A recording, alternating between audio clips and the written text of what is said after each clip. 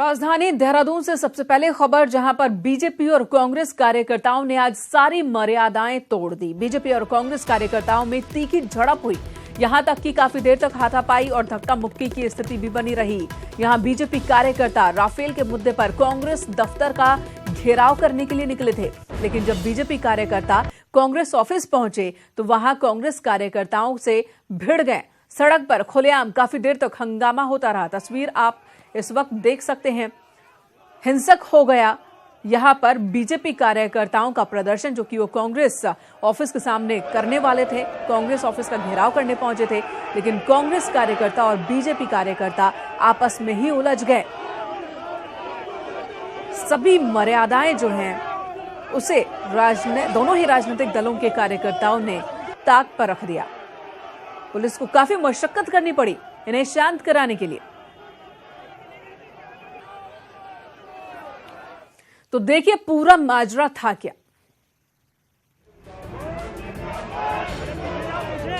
देश भर में राफेल के मुद्दे पर सियासत हो रही है, मगर उत्तराखंड में अब राफेल का मुद्दा हिंसक हो गया है। यहाँ बीजेपी और कांग्रेस के कार्यकर्ताओं के बीच हाथापाई हो गई और मामला बेहद गंभीर हाल में पहुंच गया। असल में राफेल के मुद्दे को लेकर देहरादून में बीजेपी नेता कांग्रेस दफ्तर के घेराव के लिए निकले। इसमें बीजेपी के कार्यकर्ता ही नहीं बल्कि बड़े बड़े नेता भी शामिल थे, मगर कांग्रेस दफ्तर के बाहर पहले से ही पुलिस मौजूद थी और प्रदर्शनकारियों के लिए बैरिकेडिंग भी की गई थी। मगर बीजेपी कार्यकर्ताओं का वेग पुलिस वाले नहीं थाम पाए और बैरिकेडिंग टूट गई। बस इसके बाद तो वहां मौजूद बीजेपी और कांग्रेस के कार्यकर्ताओं में खुली लड़ाई हो गई। भाजपाइयों ने कांग्रेस के पोस्टर फाड़ डाले तो विरोध में कांग्रेसियों ने भी खूब हंगामा किया। राफेल के मुद्दे पे सियासत और ज्यादा गर्म हो गई है। ये मामला तब है जब बीजेपी के कार्यकर्ताओं ने कांग्रेस भवन में आके तोड़फोड़ करी है। उसी में लेके पुलिस और कार्यकर्ताओं के बीच में झड़प हुई है। कांग्रेस के कार्यकर्ता बाहर निकल गए। आप देख सकते हैं किस तरीके से पुलिस बीजेपी के कार्यकर्ताओं को भगा रही है, लगातार उनको धकेल रही है, क्योंकि हालात जो है वो बेकाबू होते जा रहे हैं। और कारण यही है कि यहाँ पर कानून व्यवस्था बिल्कुल खराब हो गई है। काफी देर तक धक्का मुक्की और हंगामा होता रहा तो कांग्रेस अध्यक्ष प्रीतम सिंह और पूर्व केंद्रीय मंत्री कुमारी शैलजा भी दफ्तर से बाहर निकली। यहाँ तक कि प्रीतम सिंह भी इस हंगामे का शिकार हो गए और वो भी धक्के खाते रहे। कांग्रेस प्रदेश अध्यक्ष अब सामने आ चुके हैं और लगातार पुलिस से धकेला जा रहा है। पुलिस उनको, अरे कांग्रेस है देखो, काफी गुस्सा है कि किस तरीके से यहाँ पे आ गए। लगातार पुलिस उनको हटाने की कोशिश कर रही है, लेकिन ये जो हालात है कहीं ना कहीं अब हिंसक हो रहे हैं। राफेल का मुद्दा जो है वो अब खून खराबे पे हो गया, हाथापाई पे आ गया। कांग्रेस अध्यक्ष लगातार मांग कर रहे हैं कि किस तरीके से उन्होंने कांग्रेस में तोड़फोड़ करी है, और ये कहीं ना कहीं जाहिर सी बात है पुलिस के लिए भी दिखा, पूरा शहर जाम हो चुका है।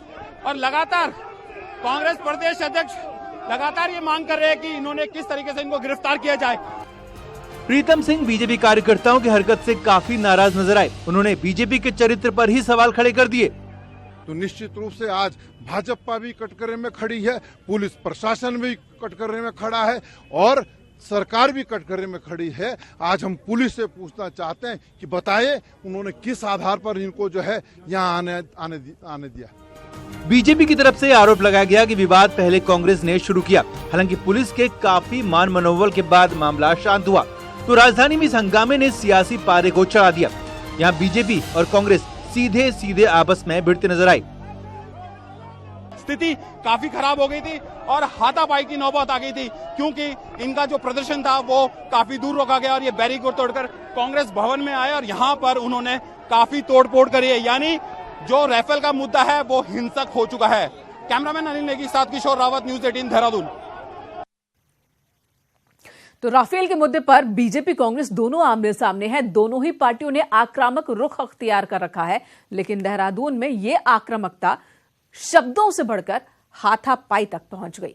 चलिए अगली खबर का रुख करते हैं। पौड़ी में सिरफिरे आशिक की करतूत का शिकार बनी पौड़ी की लड़की युवती, जिसे इस वक्त दिल्ली के सफदरजंग अस्पताल में उसका इलाज चल रहा है। ऋषिकेश एम्स से उसे रेफर किया गया दिल्ली के सफदरजंग अस्पताल के लिए। पीड़िता की हालत अब भी नाजुक है। हालांकि यहां बेहतर इलाज की कोशिश में डॉक्टर्स का एक बड़ा पैनल लगा हुआ है। पौड़ी जिले के कफोलसियू में एक सिरफिरे ने बीएससी की छात्रा पर पेट्रोल डालकर आग के हवाले कर दिया था। पिछले 3 दिन से छात्रा का इलाज एम्स ऋषिकेश में चल रहा था, लेकिन पीड़िता की हालत जब नहीं सुधरी, उसकी गंभीरता को देखते हुए दिल्ली सफदरजंग ले आया गया। उत्तराखंड के एक बीएससी के स्टूडेंट पे एक जो है मनचला जो है वो अचानक अटैक करता है और ये मामला था प्यार मोहब्बत का, एक तरफा प्यार मोहब्बत का। लेकिन जब वो मना की तो उससे आग से जला के मारने की कोशिश की गई। अब उसे उत्तराखंड से अब दिल्ली लाया गया है। दिल्ली में आप देख सकते हैं ये एम्बुलेंस से, एयर एम्बुलेंस से लाया गया और सफदरजंग एयरपोर्ट पहुंचने के बाद अब दिल्ली के सफदरजंग अस्पताल में लाया गया है और यहाँ पर अब इसका इलाज किया जाएगा। वीडियो जर्नलिस्ट जगदीश गौतम के साथ शंकर आनंद, न्यूज़ 18 दिल्ली।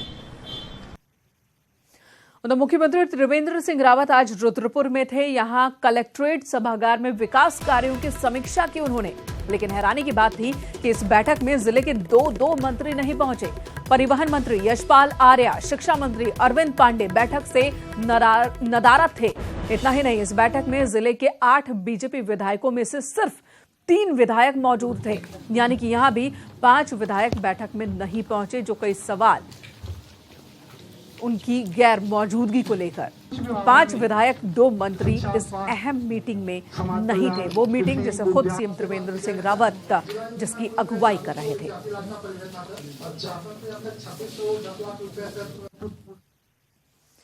उत्तराखंड में अफसरशाही किस तरह से हावी है, ये तस्वीर भी हम आपको दिखाते हैं। आए दिन चर्चाएं आम है अफसरशाही के हावी होने को लेकर। आज जब विधानसभा अध्यक्ष खुद भुक्तभोगी बन गए तो मुद्दा एक बार फिर गर्म हो गया। विधानसभा अध्यक्ष ने पहली बार गैरसैंण विकास परिषद की बैठक बुलाई थी, लेकिन 3 अधिकारियों को छोड़ बैठक में कोई पहुंचा ही नहीं। नतीजा, बैठक रद्द करनी पड़ी। गैरसैंण के विकास को लेकर साल 2014 में गैरसैंण विकास परिषद का गठन हुआ था।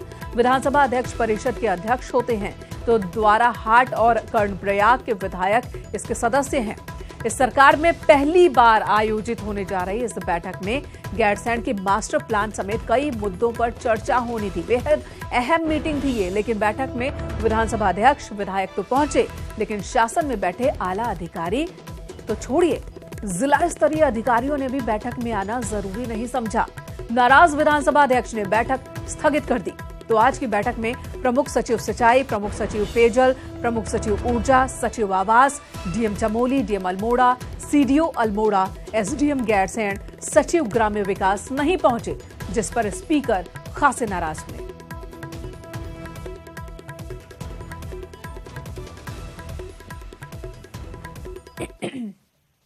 नकारात्मक था, यानी कोई सूचना उनको नहीं थी। तो मुझे ऐसा लगा कि बैठक यदि हम गंभीरता से कर रहे हैं तो गंभीरता उस बैठक में दिखनी भी चाहिए थी।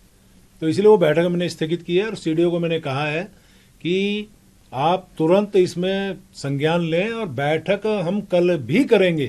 कहीं न कहीं इन लोगों पे कार्रवाइयां भी होनी चाहिए। क्यों नहीं आ रहे हैं? आफ्टर ऑल चुने हुए जनप्रतिनिधि जब बैठते हैं, हम इतनी दूर दूर से यहाँ पर आ रहे हैं, तो वो लोग यहाँ पर नहीं पहुँच पा रहे हैं देहरादून में रहने के बावजूद। तो मैं समझता हूँ कि जिस प्रकार से दूर दराज से भी काफी हमारी जनपद, चाहे वो अल्मोड़ा जनपद से हो, चमोली जनपद से जिन अधिकारियों को आना था, उनकी उपस्थिति बहुत अच्छी रही। लेकिन ये बड़ा निश्चित रूप से खेदजनक है कि देहरादून में बैठक थी और इसके बावजूद भी जो शासन के बहुत आला अधिकारी हैं, जिनको इस विषय पे जिनको बहुत महत्वपूर्ण बैठक थी, निर्णय लेना था, लेकिन उन लोगों की उपस्थिति। तो क्या उत्तराखंड में शासन की नहीं सुन रहे हैं अधिकारी? चलिए एक हैरान करने वाली खबर। लगता है पिथौरागढ़ वन विभाग ने करोड़ों की धनराशि को ठिकाने लगाने का प्लान तैयार कर लिया है। विभाग ने उन इलाकों में काम के लिए टेंडर जारी किया है जहां पर इन दिनों 8 से 10 फीट तक बर्फ जमी है। और हैरानी की बात यह है कि विभाग ने इस काम को पूरा करने के लिए 3 महीने का ही समय निर्धारित किया है। देखिए ये रिपोर्ट। पिथौरागढ़ में वन विभाग की कार्यप्रणाली सवालों के घेरे में है। विभाग ने जिले के उच्च हिमालयी इलाकों में पैदल मार्गों के पुनर्निर्माण के लिए करीब 4 करोड़ के टेंडर जारी किए हैं। विभाग की निविदा में साफ कहा गया है कि मुंशियारी और धारचूला तहसील के पातों से रालम और बोना से सोबला तक पैदल मार्गों का पुनर्निर्माण होना है। साथ ही इन मार्गों को बनाने के लिए करीब 3 महीने का वक्त भी निर्धारित किया गया है। लेकिन हैरानी इस बात की है कि जिन जगहों पर ये रास्ते बनने हैं, वहाँ अगले साल अप्रैल तक भी आवाजाही नहीं हो सकती। ऐसे में काम तो बहुत दूर की कौड़ी है। लिहाजा वन विभाग की कार्यशैली पर सत्ताधारी बीजेपी के ही नेता सवाल खड़े कर रहे हैं। जहां मनुष्य और जीव जंतुओं का रहना अभी दूभर है, वहां वन विभाग द्वारा 3 महीने के भीतर कार्य समाप्त करने का जो निविदा निकाली गई है, लगभग 5 करोड़ के रास्तों की वहां निविदा निकाली गई है। इससे स्पष्ट है कि वन विभाग के उच्चाधिकारी, इस जिले के वन विभाग के अधिकारी और ठेकेदारों की मिलीभगत से सरकारी धन को खपाने का प्रयास किया जा रहा है। टेंडर के मुताबिक पातों से रालम तक के पैदल मार्ग के लिए 1 करोड़ और बोना से सोबला तक के लिए 3 करोड़ की धनराशि खर्च होनी है। 4 करोड़ के इन कामों के लिए 22 दिसंबर को टेंडर खोले जाने हैं। इस हिसाब से अगले साल मार्च तक ये काम पूरे हो जाने चाहिए। लेकिन इन इलाकों में बर्फबारी के कारण अप्रैल के अंत तक किसी भी तरह की आवाजाही नहीं हो पाती। रास्तों के पुनर्निर्माण के लिए दोनों काम 12 से 13,000 फीट की ऊंचाई पर होने हैं, जहां इन दिनों इंसान तो दूर जंगली जानवर भी नजर नहीं आते। वो जो है नॉन वर्किंग सीजन में यूजुअली डिपार्टमेंट्स टेंडर करा करके वर्किंग सीजन में कार्य कराते हैं। बट इस संबंध में जो है मुझे पहले जो है डीएफओ से विस्तृत रिपोर्ट लूंगा, फिर उसके बाद ही जो है इस संबंध में जो भी उचित निर्णय है वो हो पाएगा। जिले के उच्च हिमालयी इलाकों में विकास कार्यों की आड़ पर पहले भी कई घपले सामने आ चुके हैं। ऐसे में अब इस बात की भी पूरी आशंका बनी हुई है कि 4 करोड़ की इस भारी भरकम धनराशि को वन विभाग वारे न्यारे करने की जुगत में लगा है। पिथौरागढ़ से न्यूज़ 18 के लिए विजयवर्धन उप्रेती की रिपोर्ट। तो राज्यसभा सांसद अनिल बलूनी ने भारत के संस्कृति मंत्री महेश शर्मा से मुलाकात की। उत्तराखंड की वीरांगना तीलू रौतेली और गढ़वाल के महान योद्धा माधव सिंह भंडारी को सम्मान दिए जाने की उन्होंने मांग की। आज उत्तराखंड से राज्यसभा सदस्य माननीय श्री अनिल बलूनी जी से पौड़ी उत्तराखंड की 2 विभूतियों से जुड़े स्मारकों को संरक्षित करने हेतु मुझसे भेंट की। लीलू रौतेली जी और आदरणीय श्री माधव सिंह भंडारी जी, जो उत्तराखंड की संस्कृति और इतिहास के अभिन्न अंग हैं, और जन महत्व की भावनाओं को देखते हुए आर्कियोलॉजिकल सर्वे ऑफ इंडिया के माध्यम से उनको संरक्षण की कार्रवाई त्वरित गति से की जाएगी। इतिहास में जो उत्तराखंड के वीर रहे हैं, हमें लगता है कहीं ना कहीं उनको स्थान नहीं मिल पाया इतिहास में। और अगर आप उत्तराखंड में बात करेंगे टीलू रौतेली की, तो टीलू रौतेली की जो वीरता है, कितनी बड़ी वीरांगना थी, लेकिन उनको स्थान नहीं मिल पाया। इसलिए हम लोगों ने आज भारत के जो कल्चर मिनिस्टर है, जो एएसआई का काम, जो पुरातत्व विभाग का काम देखते हैं, महेश शर्मा जी, उनसे मैंने मुलाकात की और मैंने महेश शर्मा जी से आग्रह किया कि टीलू रौतेली के पौड़ी में जो 3 ऐसे स्थान रहे हैं जहां पर उनके अभी अवशेष बचे हैं, उनके घर के, उनके महल के, उनको एएसआई से, पुरातत्व विभाग से प्रोटेक्टेड साइट के नाते उनको संरक्षित किया जाए, उनको दुनिया के पर्यटन के मैप पे वो आए। कल राजभवन में कुलपति सम्मेलन का आयोजन होना है, जिसमें उच्च शिक्षा को बेहतर बनाने पर चर्चा होगी। लेकिन सवाल है कि जिस राज्य की 11 यूनिवर्सिटी में परमानेंट रजिस्ट्रार नहीं है, जहां ज्यादातर यूनिवर्सिटी में 50% स्टाफ नहीं है, वहां उच्च शिक्षा का उत्थान कैसे होगा? उत्तराखंड के उच्च शिक्षा मंत्री हों या कुलाधिपति बेबी रानी मौर्य, दोनों का मकसद राज्य में उच्च शिक्षा की गुणवत्ता बढ़ाना है। लेकिन जमीनी हालात इनकी सोच पर गंभीर सवाल खड़े कर रहे हैं। राज्य की 11 सरकारी यूनिवर्सिटी में कोई स्थायी रजिस्ट्रार नहीं है। 11 में से 3 यूनिवर्सिटी में इस वक्त कोई कुलपति नहीं है। ओपन भरसार और टेक्निकल यूनिवर्सिटी बगैर कुलपति के चल रही है। 13 साल में राज्य की टेक्निकल यूनिवर्सिटी की नियमावली बन पाई। आज भी ज्यादातर कॉलेज यूनिवर्सिटी में पूरा स्टाफ नहीं है। पूरा छोड़िए, 50% से भी बेहद कम है शिक्षण स्टाफ। तो सवाल ये है कि जब यूनिवर्सिटी और कॉलेज बेहाल हैं, तो उच्च शिक्षा का हाल कैसे सुधरेगा? तो राजभवन यानी राज्यपाल कुलाधिपति हैं, चांसलर हैं सारे विश्वविद्यालयों के, क्या काम कर रहे हैं? राजभवन का मुख्य काम जो है चांसलर होने के नाते विश्वविद्यालयों में ये हाल तो सरकारी का है, प्राइवेट का तो नाम मत लीजिए, वहां तो जो है लूट मची हुई है। जब तक आपके पास कंप्लीट रूप से एक परफेक्ट रजिस्ट्रार या नॉलेजेबल रजिस्ट्रार न हो, तब तक विश्वविद्यालय को पटरी पर लाना एक बहुत बड़ा चुनौतीपूर्ण काम है। 18 सालों में उत्तराखंड में विकास की बातें सरकारें भले ही करती रही हों, लेकिन उच्च शिक्षा की ये तस्वीर कई सवाल खड़े करती है। सवाल है कि जिस राज्य के विश्वविद्यालयों में स्थायी रजिस्ट्रार और स्टाफ तक न हो, वहां ज्ञान कुंभ और कुलपति सम्मेलन जैसे आयोजन बेमानी ही लगते हैं। देहरादून से न्यूज़ 18 के लिए दीपांकर भट्ट की रिपोर्ट। उत्तराखंड के सीएम के सचिव राजीव रौतेला को कैट की अदालत ने बड़ी राहत दी है। कोर्ट ने राजीव रौतेला के खिलाफ चल रही जांच और चार्जशीट पर फिलहाल रोक लगा दी है। आज नैनीताल में केंद्रीय प्रशासनिक न्यायाधिकरण यानी कि कैट की बेंच ने सुनवाई के बाद केंद्र और यूपी सरकार को इस आदेश के खिलाफ अपनी आपत्ति देने का आदेश दिया है। तो सचिव मुख्यमंत्री राजीव रौतेला को कैट की ओर से राहत मिली है। उनके खिलाफ जो मामला चल रहा था, इस मामले में जांच और चार्जशीट पर फिलहाल रोक लगा दी गई है। इधर हरिद्वार के लक्सर में 3 फर्जी अधिकारियों को पुलिस ने गिरफ्तार किया, जबकि 2 मौके से भागने में कामयाब रहे। गिरफ्तार फर्जी अधिकारियों में 2 महिलाएं और 1 युवक है। मामला लक्सर के बहादुरपुर गांव का है, जहां पर एक मेडिकल स्टोर संचालक को 2 महिलाएं और 3 युवक खुद को मानवाधिकार के अधिकारी बताते हुए धमका रहे थे। मेडिकल स्टोर की तलाशी ली उन्होंने और संचालक को धमकी दी कि उन्हें 1 लाख रुपए नहीं देने पर दुकान से नशीली दवाइयों की फर्जी बरामदगी दिखाकर जेल भेज दिया जाएगा।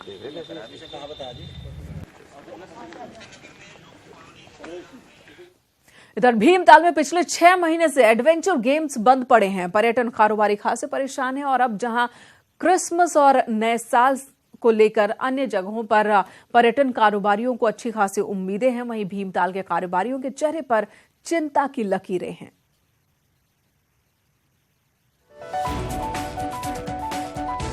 अपनी प्राकृतिक खूबसूरती के लिए देश दुनिया में मशहूर इस भीमताल को पिछले 5 सालों में साहसिक खेलों ने नई पहचान दी है।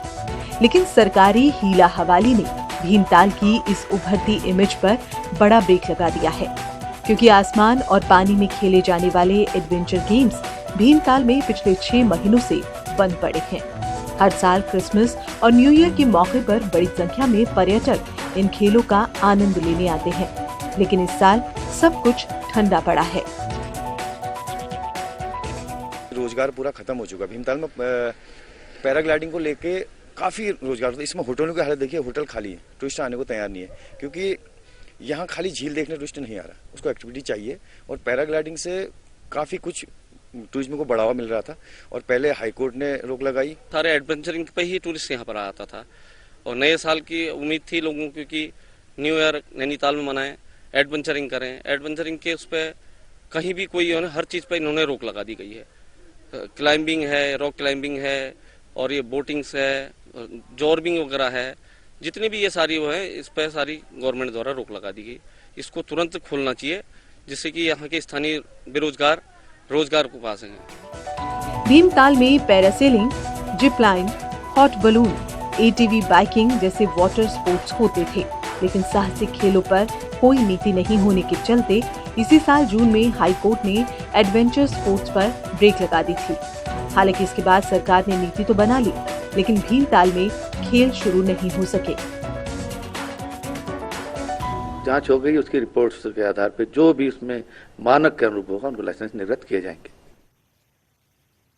अपना उत्तराखंड में इस वक्त इतना ही।